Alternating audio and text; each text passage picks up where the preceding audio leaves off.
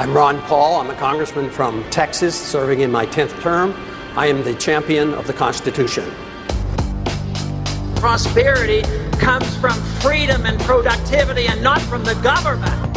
Government bureaucrats and politicians are incapable of making correct economic decisions. They're capable of only making mistakes. There is absolutely never a reason to give up 1 ounce of freedom for the sake of security. It won't work.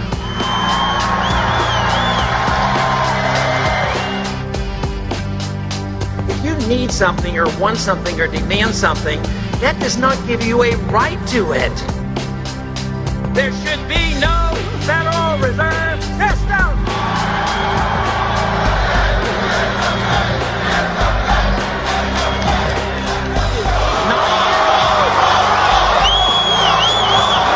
People, like the senator, he thinks we should be there for 100 years if necessary. How can he commit the young people of this world 5 more generations to be in Iraq if it's necessary? I say it's time to come home. Senator McCain, you got...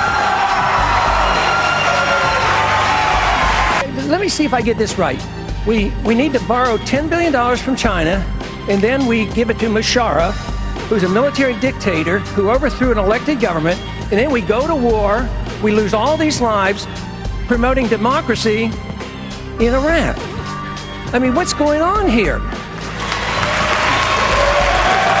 I was waving a flag the whole time saying, slow up, slow up. This isn't going well. And here we are. We're at the verge of bankruptcy. We're moving into a new era, believe it or not. With the dollar in our economy and the world economy, this is a new era. Congressman, time is up. The Federal Reserve is the source of the recession. The recession has been predictable. We just don't know exactly when it'll come. But if you do the wrong thing, it's going to last for a long time. The boom period comes when they just pour out easy credit, and it teaches people to do the wrong things. There's a lot of malinvestment, debt that goes in the wrong directions, consumers do the wrong things, and businessmen do the wrong thing. So we have to attack this and understand the importance of Austrian theory of the business cycle. If you don't, we're going to continue to do this, and the longer you delay the recession, the worse the recession is. And we've delayed a serious recession for a long time. The housing market is already in depression. And a lot of people are hurting. The standard of living in this country is going down. Look at what's happening to the dollar. And what is being offered by the Federal Reserve and Treasury and everybody in Washington? Lower interest rates. But lower interest rates is the problem. Artificially low interest rates is the artificial stimulus which causes the bubble, which allows the inevitable recession to come. So what we need to do is deal with monetary policy and not pretend that artificial stimulus by more spending is going to help. That won't do one bit of good. We spend so much money now that we have to borrow nearly $3 billion a day from foreigners to take care of our consumption. And we can't afford that. We can't afford it in the government. We can't afford it as a nation. So tax reform should come, but spending cuts have to come by changing our attitude, what government ought to be doing for us. And yet today, they want you to believe that patriotism means that you support everything the government wants. A true patriot defends liberty and the people. Approximately 100 years ago or so, philosophically, this country accepted the notion that freedom was made up of 2 parts. 2 parts, one where your personal liberties mean one thing, and on the other hand, your economic liberties are separate. That is complete nonsense. Liberty is one unit. You have a right to your life. You have a right to live your life the way you want. And you ought to have a right to keep the fruits of your labor. But we can't cut anything until we change our philosophy about what government should do. If you think we can continue to police the world and spend hundreds of billions of dollars overseas and spend hundreds of billions of dollars running a welfare state, an entitlement system that has accumulated $60 trillion worth of obligations, and think that we can run the economy this way, we spend so much money now that we have to borrow nearly $3 billion a day from foreigners to take care of our consumption. And we can't afford that. We can't afford it in the government. We can't afford it as a nation. Our liberties have been threatened. They have been undermined. We are less free since 9/11. We're going in the wrong direction. We need to defend habeas corpus. Another thing that has happened is that we've lost track of the fact that the Constitution was written to restrain the government. Now it's turned on its head. The Constitution or the government is there. They use it to restrain us. That is upside down. I want Americans who hear leaders saying every day, we could have never seen this coming. This was a shock. How did this happen? I want to read what you said 5 years before the collapse.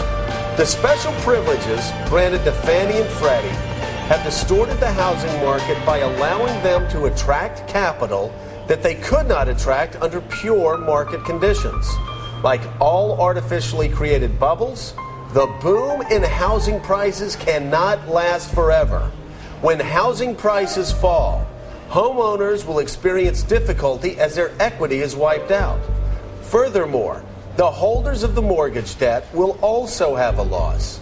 These losses will be greater than they would have otherwise been had government policy not actively encouraged overinvesting in housing. And you go on to say, because so many people will invest in housing, the damage will be catastrophic. Congressman, how could it be that you knew this on the banking committee in 2003 and nobody else did until after the collapse? Well, I would think the easiest explanation is Washington, D.C. is permeated by Keynesian economic thinking. Very few even know the name Austrian economics and understand the business cycle. I'm surprised it lasted to 2007. That's when the bubble really burst. But it was amazing how long it lasts. And to me, the more amazing thing right now is not only has the financial system collapsed, which is very, very bad and very dangerous, I believe that what we're moving toward now is the collapse of the dollar. And the collapse of a dollar, because it's the international reserve currency, I think is going to be much worse than what we have already witnessed. I mean, it is very clear what we should be doing. The founders knew and understood something about inflation. The runaway inflation of the continental dollar was devastating to the economy. So they were explicit. They said no emitting of bills of credit, no printing money, no paper money, and that only gold and silver should be legal tender. Another attitude that we must change, and you've heard this said many times, that if the government gives us a tax cut, they have to be cautious because that is written off as a cost to government. How could that be? That is the assumption that the government owns us and owns the fruits of our labor, and what we get to keep is done at the permission of the government, which proves the point that even a 1% income tax is morally wrong because it sows the seeds of destruction.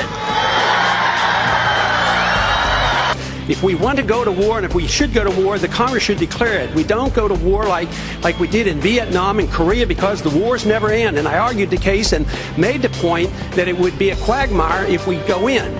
The people in this country think we live in an age of relative ethics, is what they kind of have come to the conclusion of.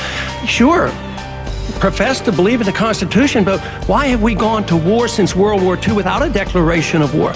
Why do we have a monetary system that is not designed by the Constitution? Why do we have a welfare state running out of control, not designed by the Constitution? You can't pay lip service to the Constitution without obeying it.